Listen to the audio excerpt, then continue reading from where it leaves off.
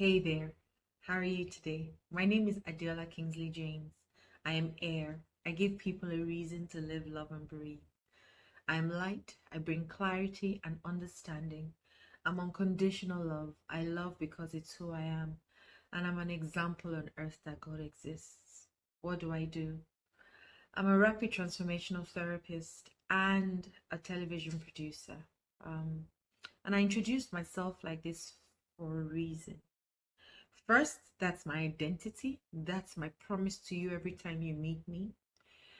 Secondly, it's a reminder to me of who I am.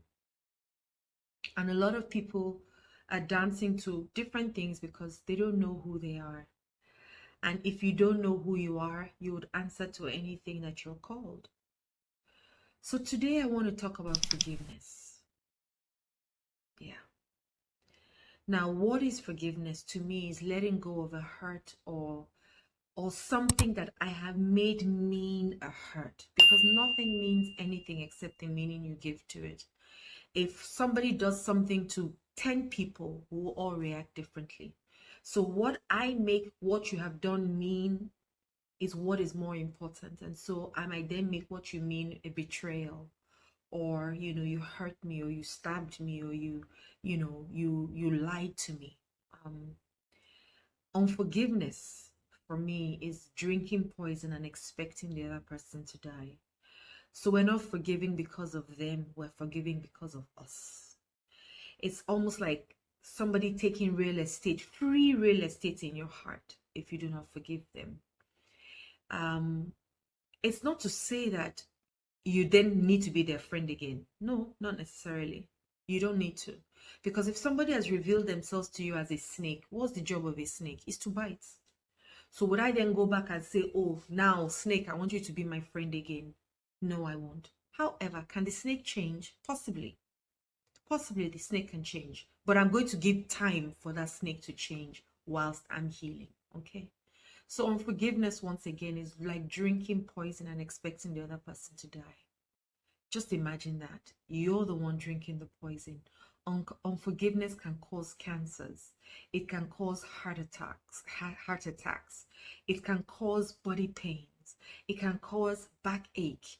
It can give you a headache when you're consistently thinking about the person. It just clogs your heart and you're not able to live freely.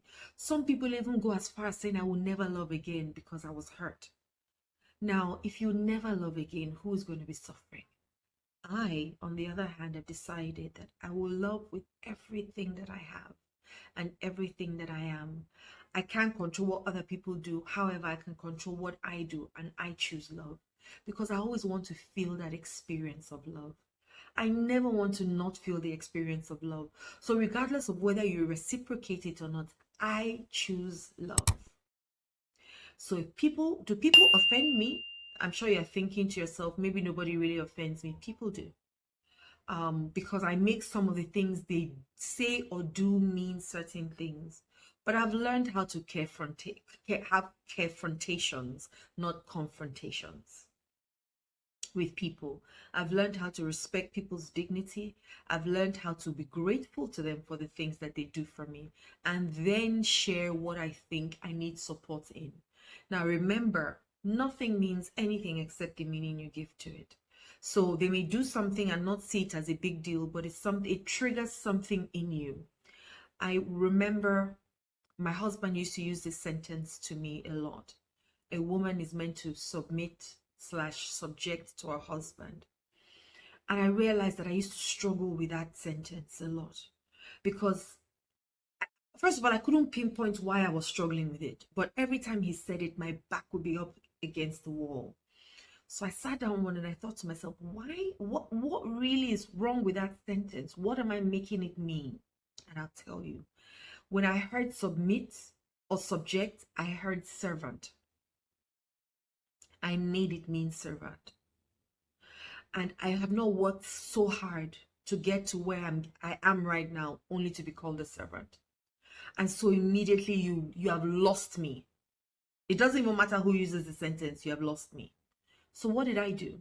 I sat my husband down and I said, babe, you need to stop using this sentence for me, because whenever you use it, I hear this.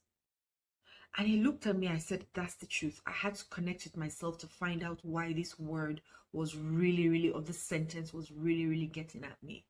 And I'll be so angry at him for whatever my reason is, and he's wondering what's going on.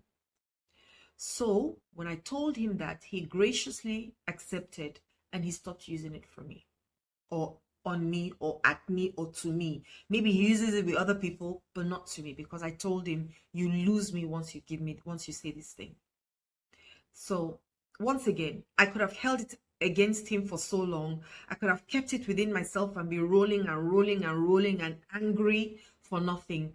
But no, I refuse to allow anything affect my peace and my joy. It's the most important value or attribute I must hold on to with all my heart. And so when people do things that I do not like, I first of all ask myself, how did I contribute to it? How did I teach them to treat me? Because we teach people how to treat us. And the last thing is, how am I going to share it with them from a place of love? Especially if it's somebody, I mean, if people that you don't know say hurtful things, it doesn't bother you, you don't know them. So you are majorly hurt by people who you care about. So is it your father? Is it your mother? Is it your siblings? Is it your spouse? Is it your children? Is it a friend that is close to you? You need to bless it, release it, and let it go. And those are two most powerful words in the world. Let go.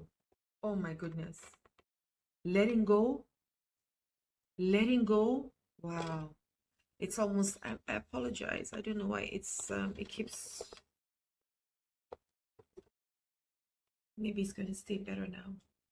Letting go. You gotta let go. You got to let go for your peace, for your sanity, for your good health, because it affects your health. A lot of people who are dealing with cancers and different ailments at the moment,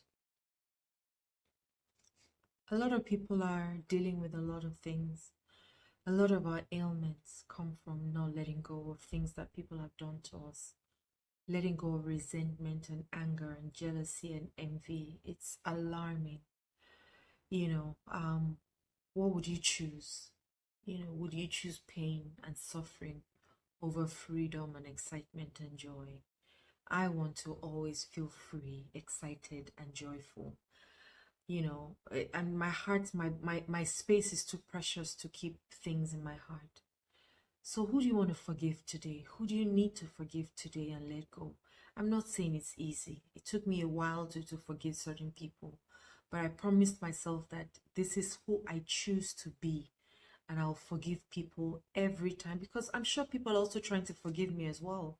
I might have hurt other people too that I don't know about, and I ask God to forgive me too when I do certain things.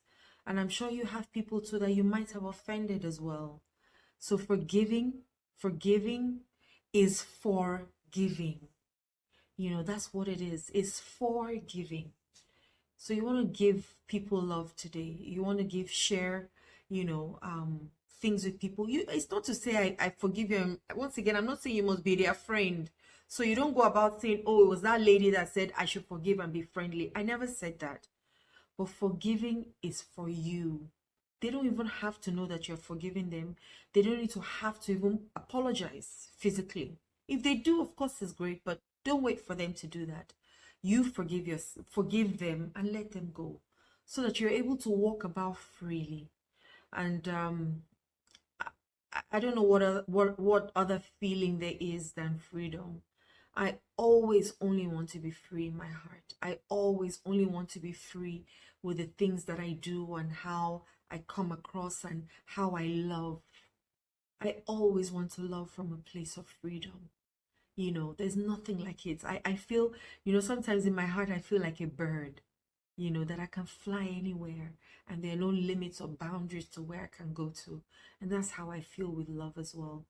So love again today freely. Forgive, please. Forgive whoever. And sometimes it might be like you're forgiving them 90%, but you've got 10% to go. Keep doing the exercise of forgiving and letting go, so that hard knot in your heart would, first of all, be gone and you feel free again. Have a wonderful day again. My name is Adeola. Take care.